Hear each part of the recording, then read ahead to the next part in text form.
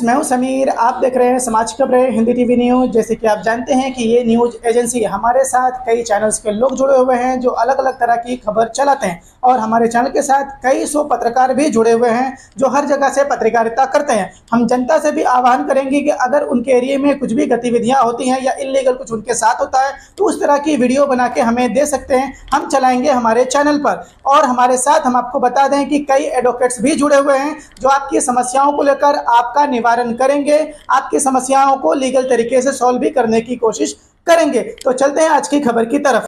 दिनांक 17 मार्च 2025 रोजी नागपूर शहरात घडलेल्या घटनेच्या अनुषंगाने या ठिकाणी मी सभागृहात निवेदन करतोय।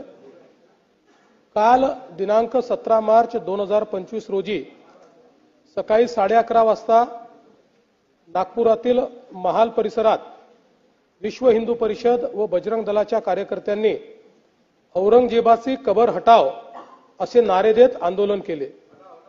हे आंदोलन करताना त्यांनी गवताच्या पेंड्या असलेली प्रतिकात्मक कबर त्या ठिकाणी जाळली।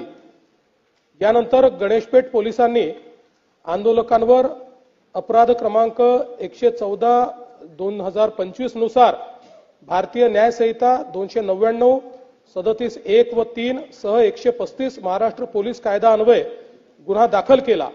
दुपारी 3:09 हा गुन्हा दाखल झाला। यानंतर सायंकाळी एक अफवा अशी पसरवली गेली की सकाळच्या आंदोलनात जी प्रतिकात्मक कबर जाळली त्याच्या कापडावर धार्मिक मजकूर होता। अत्तरोळ मधील नमाज आटोपून 200 ते 250 चा जमाव हा त्या ठिकाणी तयार झाला आणि नारे देऊ लागला। याच लोकांनी आग लावून टाकू असे हिंसक बोलणे प्रारंभ केल्याने पोलिसांनी त्या ठिकाणी बळाचा वापर केला। यापूर्वी बजरंग दलाच्या कार्यकर्त्यांविरुद्ध तक्रार द्यायची आहे अशी मागणी करण्यात आल्याने त्यांना गणेशपेठ पोलीस ठाण्यामध्ये आमंत्रित करण्यात आलं। त्यांची तक्रार ऐकून घेण्यात आली। एकीकडे पोलिसांची कारवाई सुरू असताना दुसरीकडे हंसापुरी भागामध्ये 200 ते 300 लोक हातात काठ्या घेऊन दगडफेक करू लागले। त्यांच्या तोंडावर फडके बांधले होते। या घटनेत 12 दुचाकींचे नुकसान झाले आहे। या घटनेमध्ये काही लोकांवर घातक शस्त्राने हल्ला करण्यात आलेला आहे। तिसरी घटना भालदारपुरा भागात सायंकाळी 7:30 वाजता झाली। 80 ते 100 लोकांचा जमाव तिथे होता। तिथे त्यांनी पोलिसांवर हल्ला केला, त्यामुळे अश्रुधूर व सौम्य बळाचा वापर करावा लागला। या घटनेत एक क्रेन, 2 जेसीबी व काही 4 चाकी वाहने ही जाळण्यात आली।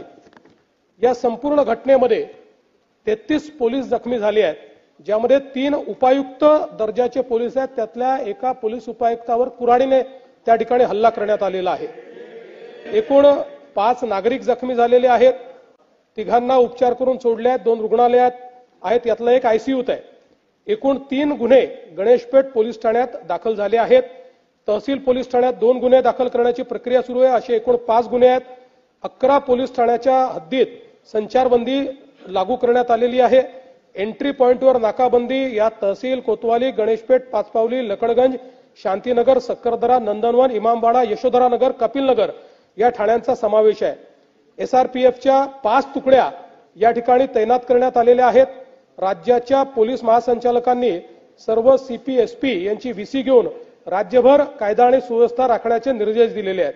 अध्यक्ष महोदय, एकूणच याच्यामध्ये जर आपण बघितलं तर सकाळची एक घटना घडल्यानंतर मध्यंतरीच्या काळामध्ये पूर्णपणे शांतता होती, पण त्यानंतर मात्र संध्याकाळी काही लोकांनी जाणीवपूर्वक अशा प्रकारचा हल्ला केल्याचं या ठिकाणी लक्षात येत आहे। याचं कारण जवळपास एक ट्रॉली भरून त्या ठिकाणी दगड मिळालेले आहेत आणि काही लोकांनी जमा करून ठेवलेले दगड, वरती जमा करून ठेवलेले दगड हे आपल्याला पाहायला मिळाले। शस्त्र देखील मोठ्या प्रमाणात त्या ठिकाणी होते, ते शस्त्र जप्त करण्यात आलेले आहेत। वाहनांची जाळपोळ त्या ठिकाणी झालेली आहे आणि ठरवून काही ठराविक घरांना, काही ठराविक आस्थापनांना त्या ठिकाणी लक्ष्य करण्यात आलेलं आहे। 3 डीसीपी लेवलचे लोक या ठिकाणी जखमी झालेले आहेत आणि जसं मी सांगितलं की यातल्या एका डीसीपीवर तर थेट कुऱ्हाडी वार हा त्या ठिकाणी करण्यात आलेला आहे। त्यामुळे निश्चितपणे याच्यामध्ये काही ना काही एक प्रकारे काही लोकांचा सुनियोजित पॅटर्न हा देखील त्या ठिकाणी दिसतो आहे। अशा लोकांना त्या ठिकाणी त्यांच्यावर कारवाई ही केलीच जाईल।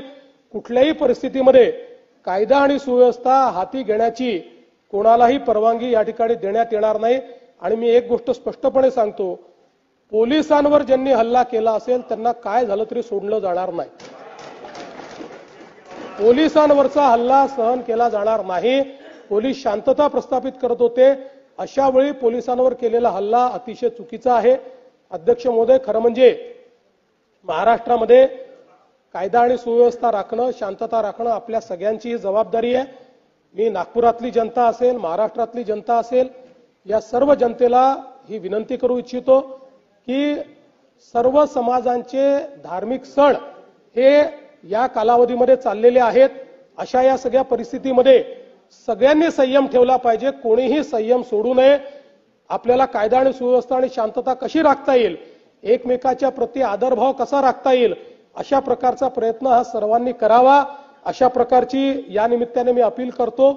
खरं म्हणजे आज महाराष्ट्रामध्ये विशेषतः, म्हणजे मी कुठल्या सिनेमाला दोष देत नाहीये, खरं म्हणजे छावा या चित्रपटाने छत्रपती संभाजी महाराजांचा खरा इतिहास आपल्या समोर आणला.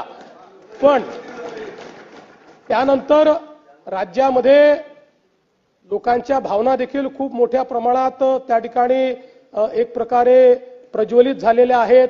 औरंगजेबाबद्दलचा जो काही राग आहे तो रागही खूप मोठ्या प्रमाणात त्या ठिकाणी बाहेर येतोय. या सगळ्या गोष्टी आपल्या ठिकाणी असल्या तरी मला असं वाटतं की महाराष्ट्रात कायदा आणि सुव्यवस्था राखणं हे अत्यंत महत्त्वाचं आहे. त्यामुळे सर्वांनी संयम बाळगला पाहिजे. महाराष्ट्र एक प्रगतिशील राज्य आहे. या राज्यामध्ये मोठ्या प्रमाणात इन्व्हेस्टमेंट येत आहे. या ठिकाणची कायदा सुव्यवस्था, इथली सगळी जी काही सामाजिक घडी आहे ही जर योग्य प्रकारे राहिली तर मला असं वाटतं की आज ज्या प्रगतीकडे आपण चाललोय त्या दिशेने जाण्यास आपल्याला अधिक मदत होईल.